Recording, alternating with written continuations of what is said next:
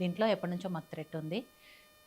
కాళేశ్వరం దాంట్లో జరిగిన అవినీతి గురించి పోరాడుతున్నారు కాబట్టి బీఆర్ఎస్ నాయకులు మేబీ చేయించొచ్చు అని ఆవిడ కూడా క్లియర్గా చెప్తున్నారు. బట్ పోలీసులు మాత్రము ఇది భూతగాదాగా చెప్తున్నారు. కాంగ్రెస్ నాయకులు వాళ్ళ ఫ్యామిలీ చెప్పిందో లేకపోతే వాళ్ళకున్న అనుమానాలు ఈ బీఆర్ఎస్ నాయకులు ఇన్వాల్వ్ అయి ఉన్నారు అన్నారు. బట్ మీ అనాలిసిస్ ప్రకారం నిజంగా అసలు దీంట్లో ఏమై ఉంటుంది, ఎంతవరకు ఎవరి ఇన్వాల్వ్మెంట్ ఉండొచ్చు? ప్రధానంగా వీక్షకులకు ప్యానల్ మిత్రులకు గుడ్ ఈవినింగ్. అదేవిధంగా మొన్న ఢిల్లీ ముఖ్యమంత్రి పీఠం ఎక్కిన గుప్తా మేడం గారికి, రేఖా గుప్తా గారికి, ఈ మహిళలకు కూడా ప్రధానంగా, ఎందుకంటే ప్రస్తుతం ఈ భారతదేశంలో సెకండ్ సీఎంగా ఉన్న పరిస్థితుల్లో మహిళలకు కూడా ఆ సాధికారత కొంత ఉంటుంది అనేది ఇండికేషన్ ఉంటుంది కాబట్టి సో ఐ షుడ్ కంగ్రాచులేట్.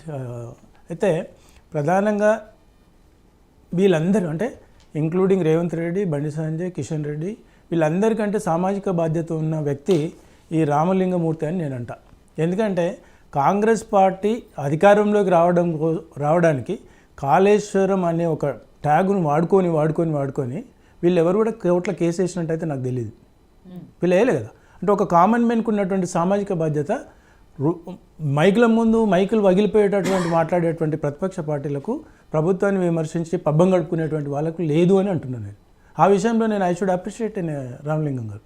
అయితే ఇప్పుడు ఈ రామలింగమూర్తి హత్య ఎప్పుడు జరిగింది, ఏ జిల్లా నుండి జరుగుతుంది, ఏ జిల్లాకు సంబంధించినటువంటి మంత్రి ఎమ్మెల్యే రెస్పాండ్ అవ్వాలి, అక్కడ ఉన్నటువంటి మంత్రి సీతక్క, అంటే అటు ఉన్నటువంటి వరంగల్ భూపాలపల్లి ఉన్నటువంటి సీతక్క గారికి ఈయనకంటే కాస్త ఎక్కువ అవగాహన ఉంటుంది. నెక్స్ట్ అక్కడ ఉన్నటువంటి శాసనసభ్యుడు ఉంటారు, అక్కడ ఉన్నటువంటి జడ్పీటీసీలు ఉంటారు.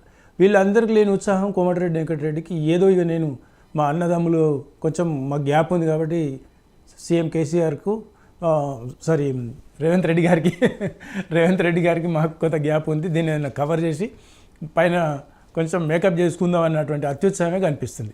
ఇప్పుడు ఒక లా అండ్ ఆర్డర్ కంట్రోల్ అంటే ప్రజెంట్ ఉన్నటువంటి పరిస్థితుల్లో రేవంత్ రెడ్డి గారి ఉంది. రేవంత్ రెడ్డి గారు అక్కడ డీసెంట్గా అన్నాడు, ఏమని, అది ఎవరైనా కావచ్చు, ఎవరైనా మేము సిబిసిఐడికి ఈ కేసును అప్పగిస్తాం అన్నాడు. That is an appreciate. ఎందుకంటే ఆయన వేరే చిల్లర మళ్ళీ మాట్లాడలే కదా, ఈయనకు అంత అత్యుత్సాహం ఎందుకు? ఓకే, ఏదైనా ఎవిడెన్స్ చూపించగలిగిండా? చూపించలేదు కదా. అంటే ఊరికినే ఇన్వెస్టిగేషన్ ప్రైమరీ ఉన్నప్పుడు వాళ్ళు చూడాల్సిన బాధ్యత. ఇప్పుడు అదేవిధంగా సోదరుడు అంటుండే ఏమని, అప్పుడు కేసు ఫైల్ చేశారు, కేసు ఫైల్ చేసినాక థ్రెట్ ఉంది అని అంటే, అసలు మీ ప్రభుత్వం ఏర్పడిందే ఆ కాళేశ్వరం అవినీతి మీద. మరి మీరెందుకు ఆయనకు సెక్యూరిటీ చేయలేదు? మీరెందుకు ఇన్వెస్టిగేషన్ చేయలేదు? మీరెందుకు గన్మెన్లను పంపించలేదు? అంటే వాడు చంపుకోవాలి, మీకోసం వాడు పాపం సామాజిక బాధ్యత వాడు తీసుకోవాలి, వాళ్ళ కుటుంబం చచ్చిపోవాలి, మీరేమో గద్దెల మీద కూర్చొని ప్రభుత్వాన్ని ప్రజలకు మైకుల ముందే మాట్లాడుతుంటారు. అది రేవంత్ రెడ్డి కావచ్చు, ఇంకెవరైనా కావచ్చు, లేకపోతే బీజేపీ పార్టీ ఎవరైనా కావచ్చు. అంటే వీళ్ళకు అందుకే అంటున్నాను, ఆయనకు ఉన్నటువంటి సామాజిక బాధ్యత, సామాజిక స్పృహ వీళ్ళకు ఈ సమంతా కూడా లేదు. ఆ విషయంలో వీళ్ళు తలదించుకోవాలి ప్రతిపక్ష పార్టీలు. అయితే హత్యా రాజకీయాలు అని అంటే ఈ భారతదేశంలో ఉన్నటువంటి చట్టంలో ఉన్నటువంటి వెసులుబాటుతోని రాజకీయ నాయకులు తెలంగాణ రాష్ట్రంలో 37% ఎమ్మెల్యేలకు క్రిమినల్ కేసెస్ ఉన్నాయి. 37% ఆఫ్ ద ఎమ్మెల్యేస్. అంటే ఇవి కూడా ప్రూవ్ కావు. ఇప్పటివరకు ఏ ఎమ్మెల్యే మర్డర్ కేసులో ఇన్వాల్వ్ అయ్యి డైరెక్ట్ ప్రూవ్ అయిందో చెప్పండి? కారు. అంటే ఈ ఎక్కడ విట్నెస్లను మార్చేస్తారు, పోలీసుని ఇన్ఫ్లుయెన్స్ చేస్తారు, డబ్బులు ఆశ చూపిస్తారు. గతంలో వరంగల్ జిల్లాకు ఉన్నటువంటి కొండ మురళి గారు ఏ పార్టీకి చెందినటువంటి వ్యక్తి, ఏం చేసిండో తెలుసు.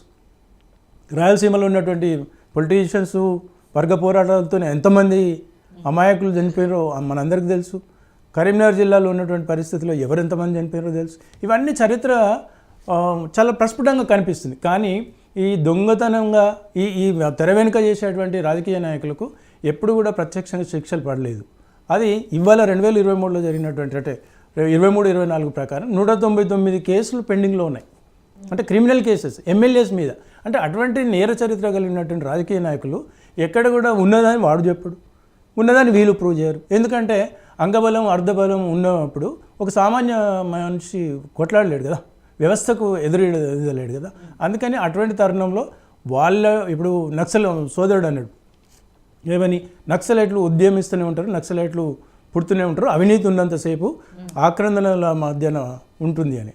అటువంటి కామన్ మ్యాన్ చనిపోతున్నారు. ఒక నిరుద్యోగులే చనిపోతున్నారు, ఒక విద్యార్థులే ఉన్నారు, ఒక ఉజ్వల భవిష్యత్తు ఉన్నటువంటి మేధావులే చనిపోతున్నారు. కానీ రాజకీయ నాయకులు ఎక్కడ చచ్చిపోతలేరే? ఎవడేం గన్ పట్టుకొని ఫైట్ చేయట్లేదే. ఏ ఎమ్మెల్యే ఒక అవినీతికి నిరోధకంగా, అవినీతికి ఒడ్డు నిలిచి లేకపోతే గర్జించి ఒక ఎమ్మెల్యే చచ్చిపోయిన దాఖలాలు తీయండి తెలంగాణ, ఆంధ్రప్రదేశ్ లేకపోతే భారతదేశంలో ఎక్కడైనా.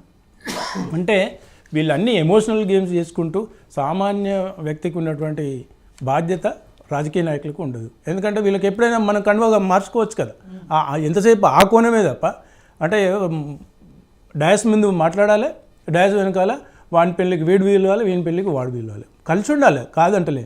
కానీ నేను మీ ఛానల్ ద్వారా గతంలో కూడా చెప్తున్నాను, జిహెచ్ఎంసీ ఎలక్షన్స్ ముందు మళ్ళీ కూడా చెప్తున్నాను, కామన్ మెన్కు మీకున్నటువంటి అగ్రెసివ్నెస్ మీరు తగ్గించుకోండి. రాజకీయ నాయకులు వాళ్ళందరూ పార్టీలు మారుతారు, ఆ ఎమ్మెల్యేలు ఏంటి ప్రేమ జంటలు కలుస్తూనే ఉంటాయి. మీరు దయచేసి సామాన్య కార్యకర్తలు ఈ పార్టీల కోసం ఈ రాజకీయ నాయకులు మాట్లాడేటువంటి ఉద్వేగభరితమైనటువంటి ప్రసంగాలకు ఇన్స్పైర్ అయ్యో లేకపోతే ఆవేశం చేసి మీ కుటుంబాలని, మీ భార్య పిల్లలకు మీరు దూరంగా అవ్వద్దని నేను కోరుతున్నాను. అదేవిధంగా ఇక ఇప్పుడు ఇన్వెస్టిగేషన్ స్టేజ్లో ఉన్నప్పుడు కొంచెం బాధ్యతారహితంగా ఉండకూడదు. ఎందుకంటే ఎస్పెషల్లీ ఒక మంత్రి స్థాయిలో ఉన్నటువంటి వ్యక్తి అక్కడ ఒక జడ్పీటీసో ఎంపీటీసో మాట్లాడినట్టే that is different. Unfortunate this is proved by local issues అని అన్నారు అనుకోండి, అప్పుడు ఒక కోమటిరెడ్డి వెంకటరెడ్డి ఏమని చెప్పుకుంటాడు? అంటే వీళ్ళందరూ రివ్యూ చేస్తారు కదా, ఈ ప్రతిపక్ష పార్టీలు బీఆర్ఎస్ఓ లేకపోతే బీజేపీ వాళ్ళు లేకపోతే వేరే వాళ్ళు అంటారు, మీరు కూడా రివ్యూ చేస్తారు, అప్పుడు ఏమైంది ఇప్పుడు ఏమైంది అని. అప్పుడు ఇటువంటి వాళ్ళకి క్రెడిబిలిటీ ఎక్కడ ఉంటుంది? అంటే ఒక బాధ్యత ఉన్నటువంటి వ్యక్తులు చాలా ఆచితూచి మాట్లాడాల్సిన ఆవశ్యకత ఉంది. దాన్ని ఇన్వెస్టిగేషన్ జరుగుతుంది. ఎస్, ఇప్పుడు హత్య రాజకీయాలు, ఇప్పుడు సోదరుడు ఏమంటున్నాడు, అక్కడ ఒకవేళ ఏదైనా మర్డర్ జరిగేది ఉంది, ఆ బీఆర్ఎస్ పార్టీకి చెందినటువంటి వ్యక్తి చంపేసిండంటే దాని వెనకాల కేసీఆర్ కేటీఆర్ ఇన్ఫ్లుయెన్సే ఉంటుందంటే, ఒక చిన్న ఎగ్జాంపుల్ చెప్తాను. కేసీఆర్ కేటీఆర్ గత ప్రభుత్వం బీఆర్ఎస్ ప్రభుత్వం దిగిపోవడానికి ఒక ప్రధానమైనటువంటి క్యూ న్యూస్ ఛానల్ ఒక వ్యక్తి ఒక మంత్రులకు, ఎమ్మెల్యేలకు, కేటీఆర్ను కేసీఆర్ను తిట్టడానికి తిట్లు తిట్టిండు కదా, చంపేయాలంటే ముక్కలు నరిపించుతుండే కదా. ఒకవేళ ఆ అధికారం పోయే ప్రమాదం ఉంది, అధికారంలో అడ్డగోలుగా మాట్లాడుతుంటే మరి ఆయన చింతపండు నవీన్ వీళ్ళు చంపలేరా? జనరల్గా అంటే నాకున్నటువంటి అవగాహన ప్రకారం ముఖ్యంగా కేసీఆర్ గారు, అంటే వాళ్ళ కింది స్థాయి వాళ్ళని నేను అడగలేను, కానీ ముఖ్యంగా కేసీఆర్ గారికి ఏంటంటే ఈ ప్రజాస్వామ్యంలో ప్రశ్నించే తత్వం ఉండాలి. దాన్ని మనం ఆ గొంతు మీద తొక్కి మనం ఏదో మర్డర్ చేయాలి, ప్రాణం తీసినటువంటి చరిత్ర కేసీఆర్కి లేదు. ఇప్పుడు గతంలో ఇదే చింతపండు నవీన్ అనే వ్యక్తి ఒక మహబూబ్నగర్ జిల్లాలో మాట్లాడితే శ్రీనివాసరావు గౌడ్ని నీకు ఇష్టం ఉంటే ఉండు లేకపోతే లేదు, ప్రజాస్వామ్యంలో ప్రశ్నిస్తారు, ప్రశ్నించిన దానికి మనం సమాధానం చెప్పాలి అని చెప్పినటువంటి కేసీఆర్ గారు ఆ పార్టీ హత్యా రాజకీయాలు చేస్తుందని అయితే నేను అనుకోవట్లేదు. అంటే గతంలో మనం ఒక 10 ఏళ్ళ నుండి చూస్తున్నాం కదా, మీకు తెలిసినంతవరకు ఏమైనా ఉన్నాయి హత్యా రాజకీయాలు? అంటే వామన్ రావు వదిలేయండి, వామన్ రావు కొన్ని ల్యాండ్, అది కూడా వామన్ రావు గురించి నేను కూడా బాగలింగంపల్లి సుందరయ్య విజ్ఞాన కేంద్రంలో నేను కూడా సంతాప సభకు పోయినాం, మేము కూడా నిరసన కార్యక్రమాలు వెళ్ళినాం. కానీ అక్కడ ఉన్నటువంటి పరిస్థితి వేరు, అక్కడ ఉన్నటువంటి నేపథ్యం వేరు. ప్రతిదానికి ఇవాళ రేపు అనుకోకుండా కాంగ్రెస్ వాళ్ళు రేపు ఒక బీఆర్ఎస్లో బీజేపీలో ఇంకో వ్యక్తి తగాదాలో చనిపోతారు. ఇక రాహుల్ గాంధీకి లింక్ పెడతామా? పెట్టలేం కదా. అంటే అక్కడ ఉన్నటువంటి స్థానికంగా ఉండేటువంటి ఇబ్బందులు ఉంటాయి. నిజంగా ఒక ఎమ్మెల్యే స్థాయిలో లేకపోతే గతంలో ఉన్నది.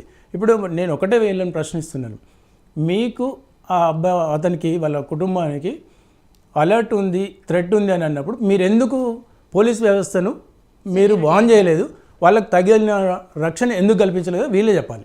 అదే కోమటిరెడ్డి వెంకటరెడ్డి రేపు మైక్ పెట్టండి, మైక్ పెట్టేసి ఇప్పుడు సోదరుడు చెప్పింది చెప్పండి, ఎందుకు మీరు రక్షణ కల్పించలేదు? మరి రేవంత్ రెడ్డి చచ్చిపోతే బాగానే ఉందని ఇంకో కేసు మన స్థానిక సంస్థలు వాడుకోవడం కోసమా, లేకపోతే వాడి పాన వాడే పోతాడు మనకెందుకు అని బాధ్యత లేకుండా ఉన్నాడా? శ్రీనివాస్ గారు, కోమటిరెడ్డి గారు నిన్న మాట్లాడుతూ సరే లింగమూర్తి గారి విషయంతో పాటు గతంలో వామన్ రావు గారి హత్య విషయంలో కూడా, వామన్ రావు దంపతుల హత్య విషయంలో ఎవరున్నారో తెలిసి కూడా వాళ్ళకే టికెట్ ఇచ్చారు. అండ్ లగిచెర్ల విషయంలో కూడా, లగిచెర్ల దాంట్లో ఆ ఘటనలో ప్రధాన సూత్రధారులు ఎవరున్నారో వాళ్ళతో 72 సార్లు కేటీఆర్ మాట్లాడారు అని, ఇవన్నిటికి